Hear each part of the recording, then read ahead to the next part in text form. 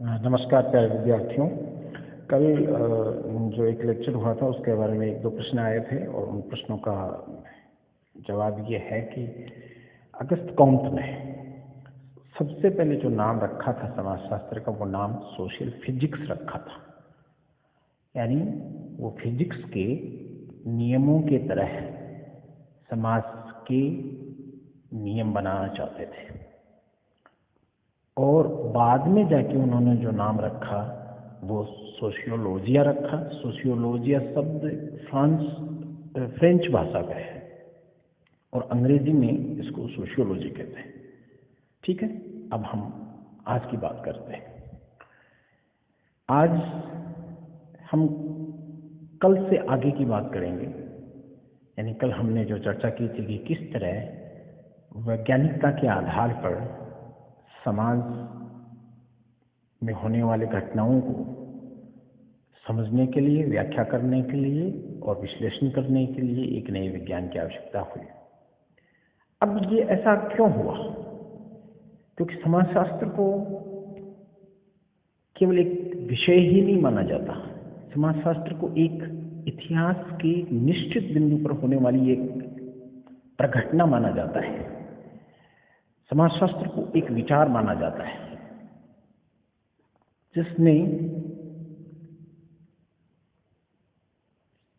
पुराने धार्मिक, दार्शनिक, सामाजिक चिंतन के स्थान पर नया वैज्ञानिकतावादी दृष्टिकोण समाज की समस्त घटनाओं को पढ़ने के लिए, समाज के समस्त घटनाओं को समझने के लिए दिया।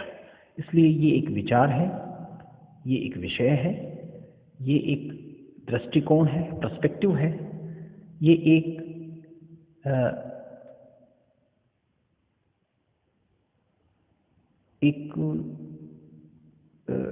बौद्धिक उपकरण है, इंटेलेक्चुअल टूल है सामाजिक घटनाओं का एनालिसिस करने के लिए, विश्लेषण करने के लिए।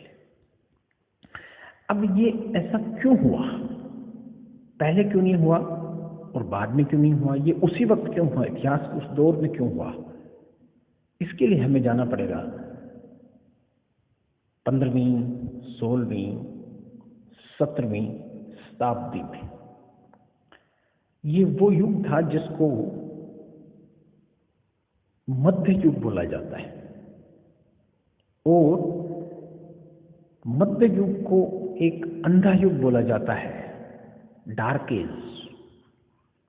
यानी ये वो युग था जिसमें पाखंडवाद, धार्मिक विश्वास, परंपराएं, आस्थाएं और रूढ़ियां इतनी जबरदस्त रूप से समाज को जकड़े हुए थी कि स्वतंत्र चिंतन के लिए कहीं कोई जगह नहीं थी, तार्किकता के लिए कहीं कोई जगह नहीं थी। और इस युग से अचानक कुछ ऐसे सामाजिक परिवर्तन हुए, कुछ बौद्धिक परिवर्तन हुए, जिन परिवर्तनों के कारण एक नया दृष्टिकोण विकसित हुआ और इस दृष्टिकोण को अगस्त कॉम्ट प्रत्यक्षवाद कहता है, पॉजिटिविज्म कहता है। और ये क्यों हुआ? ये इसलिए हुआ कि जो अंधा युग था उसके प्रति एक बौद्धिक प्रतिक्रिया हुई और बौद्धिक प्रतिक्रिया के फलस्वरूप एक सोचने का नया तरीका पैदा हुआ है जो तार्किकता और कॉजलिटी, कारण पर आधारित था, कारण और परिणाम पर आधारित था। किसी भी चीज को आंख बंद करके विश्वास नहीं करना चाहिए, बल्कि तार्किकता की कसौटी पर उसका मूल्यांकन करना चाहिए, विश्लेषण करना चाहिए, फिर उस बात को माननी चाहिए। यही समय जब ये चीजें शुरू हुई, इसी को पुनर्जागरण काल कहते हैं। पुनर्जागरण क्यों कहते हैं इसको? पुनर्जागरण ये इसलिए कहते हैं कि अचानक चिंतकों ने, लोगों ने महसूस किया, ये रियलाइज किया कि तर्क और तार्किकता ही मानव सभ्यता की प्रगति का रास्ता है, प्रगति की एकमात्र कुंजी है। इसलिए पूरी दुनिया, पूरी जगत, पूरे सामाजिक जगत को देखने के लिए एक नई दृष्टि मिली और ऐसा लगा जैसे अंध योग से निकलकर हम एक तरह से जागृत अवस्था में आए हैं। इसलिए इस युग को पुनर्जागरण काल कहते हैं। और पुनर्जागरण काल में दो चीजें महत्वपूर्ण थी जिनके कारण ये नया एटीट्यूड, नया दृष्टिकोण विकसित हुआ। एक तरफ सामाजिक परिस्थितियां थी और दूसरी तरफ बौद्धिक परिस्थितियां थी।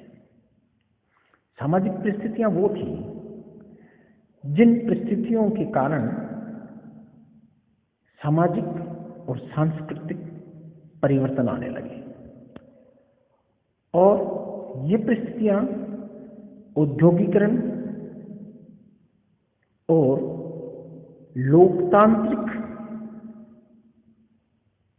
विचारों की क्रियान्वयन के कारण समाज में पैदा हुई। औद्योगिकरण में एक नई जीवन शैली भी लोगों को, समाज को संगठित, ऑर्गेनाइज्ड करने का एक नया तरीका दिया। जो समाज कृषि पर आधारित था, सामंतवादी व्यवस्था पर आधारित था, वो समाज आधुनिक औद्योगिक उत्पादन की प्रक्रिया के चारों तरफ ऑर्गेनाइज होने लगा, रीअरेंज्ड होने लगा, एक तरह से पुनः एडजस्ट होने लगा। और इसने समाज के हर क्षेत्र में, हर सामाजिक संस्था को प्रभावित किया, चाहे वो राजनीति हो, चाहे वो अर्थव्यवस्था हो, चाहे वो शिक्षा हो, चाहे वो धर्म हो, चाहे परिवार हो, चाहे विचार हो, कुछ भी। तो एक तरफ ये सामाजिक परिस्थितियां थी और दूसरी तरफ कुछ ऐसी बौद्धिक परिस्थितियां पैदा हुई जिनके कारण ये पुनर्जागरण काल हुआ। उनमें सबसे महत्वपूर्ण ये है बौद्धिक परिस्थितियों में कि तर्क और तार्किकता का स्थान महत्वपूर्ण हुआ और बौद्धिक व्याख्याएं धर्म और दर्शन पर आधारित न होकर एक आलोचनात्मक तार्किक व्याख्या पर आधारित हुई। विचारक इस बात पे जोर देने लगे कि समाज के हर क्षेत्र का विश्लेषण करना है, समझना है और प्रगति करनी है, सुधार करना है, तो हमको आलोचनात्मक दृष्टि रखनी होगी जो कि तर्क पर आधारित हो। इसलिए इसको पुनर्जागरण काल कहते हैं।